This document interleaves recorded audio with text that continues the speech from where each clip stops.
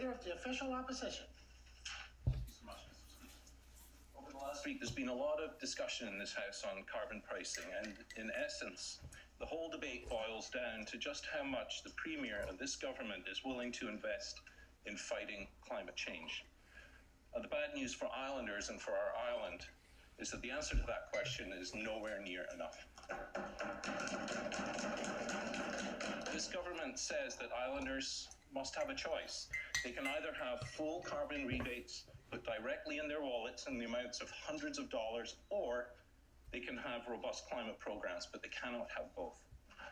The official opposition says that the climate crisis demands that we do both, and if government refuses to do both, then climate change is clearly not a priority for them.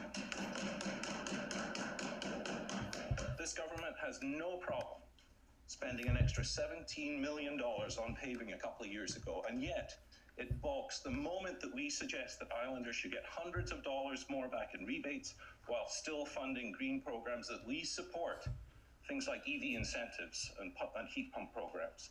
So what's really going on here, Mr. Speaker? I fear that it comes down to a government that is firstly woefully out of touch with the economic reality of most islanders and equally indifferent to the threat facing our planet.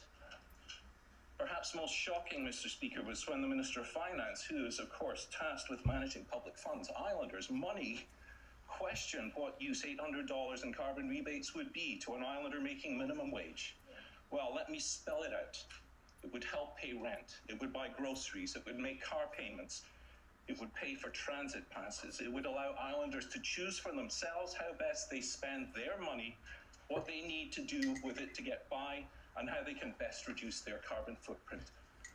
We're in the middle of a climate emergency and a severe economic crisis, yet we have a Minister of Environment who does not believe in carbon pricing, and we have a Minister of Finance who doesn't believe that islanders could use an $800 cheque.